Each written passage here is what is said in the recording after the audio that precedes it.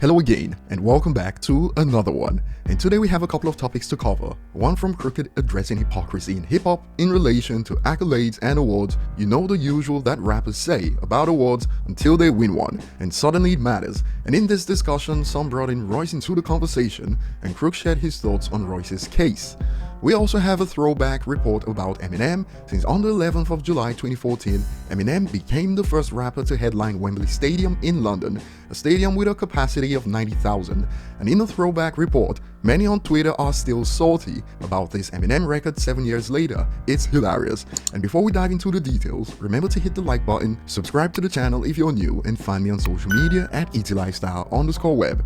Before we get to the latest, it's important to highlight that at the Euro Finals at Wembley Stadium, before the penalty shootout began, the stadium DJ played Eminem's Lose Yourself. If you had one shot, one opportunity to seize everything you ever wanted. The same happened for the Italy versus Spain shootout, but unfortunately for England, once again they let it slip. And many on social media noticed this before the shootout. Stadium DJ adding to drama by playing Eminem Lose Yourself before penalties. This opportunity comes once in a lifetime. It would have been all praises if England won, but the sore losers are out now. Whoever was responsible at the game last night for playing the music, why on earth do you switch from Free From Desire during extra time to Lose Yourself before the penalties? Has to be the worst song to hear before taking penalties, #sack them. I'm willing to bet if they had won, it would have been give that DJ a raise for motivating the players, don't you think? Now moving on to the main topic, XXL shared a throwback. Today in Hip Hop 2014, Eminem becomes the first rapper to headline Wembley Stadium in London. And evidently, many aren't still over the fact that Eminem has been the most profound record breaker globally in hip-hop. Some of the rich and under would have made even Mr. Fantastic from the Fantastic Four awestruck.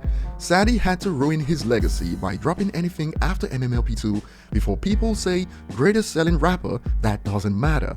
Perhaps this matters, a scientific study that showed that Eminem is indeed rated the greatest rapper according to rappers, but they always move the goalpost, don't they? All this happened thanks to the fan base, and some came for the fans. God, Eminem fans are the absolute worst. OMG, they disgust me. And some are confused. You hate a fandom just for praising their fave, or?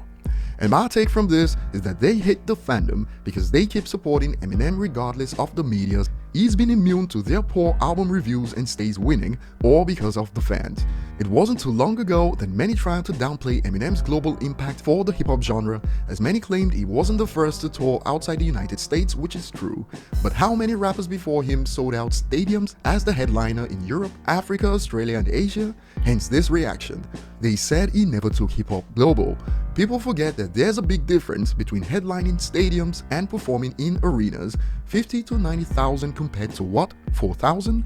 And despite Eminem's record in Australia, New Zealand, Abu Dhabi, South Africa, the list goes on and on. Check out this reaction to that post. Wembley doesn't mean global. LL, Wu-Tang, Public Enemy, Beatle, etc. all been touring Europe before M. That's certainly a head-scratcher, as that's not the point. And the initial user response, Run DMC, MC Hammer, etc. Yeah, I know, but having packed a stadium in a country that doesn't do hip-hop is called what? For the 2014 Eminem Rapture Tour, he sold 315,000 tickets in 8 shows. I repeat, in 8 shows, split between Australia, New Zealand, South Africa, and England. But let's focus on, in quotes, Wembley doesn't mean global. Before we get to some more salt, here are a few examples to put the next exchange in perspective. In 1980, Bob Marley performed in front of 120,000 people in the sold-out San Siro Stadium in Milan. In 1992, Michael Jackson sold out 90,000 at the Bucharest National Stadium. Some of you can already predict where I'm going with this because of the typical Eminem hater on Twitter, as when Eminem does 90,000 at Wembley, we get this. Well, he freaking white, so there's that. And that one sparked this reaction. Funny how you bring shade into this. Moving on to the next point, King Crooked recently joined the discussion about awards and accolades in hip-hop after he got a response to his Today's Rap Discussion series, discussing the fact publications, labels, major distribution, and award shows don't mean a thing. And Crook responded, "You don't think they're relevant whatsoever?" And we got an interesting take from a third party that got Crook's attention. People that says that award shows don't mean a thing is the same ones that never won one. They aren't that important, but after getting nominated for one, Royce, everything changes. A lot of hypocrisy, to be honest. and Crook wasn't about to let the user do his associate dirty, but agrees for the most part. Maybe it's just a change in perspective. I used to hate them because they had zero respect for hip-hop, but now I can appreciate the platform they give to deserving artists. That user had more to add. Got it, but still hypocrite.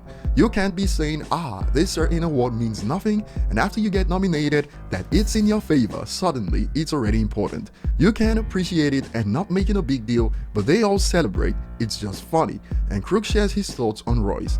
I knew he changed his stance somewhat before being nominated, but I have seen what you're describing too. Like awards, it's the same with platinum sales. It's always those who never go platinum that are first to say it doesn't matter. For example, on Reminder, Jay-Z pretty much had an entire verse about his records and platinum certifications because everyone's got an opinion that vary, but numbers don't. That will be all. Share your thoughts below and see you on the next one.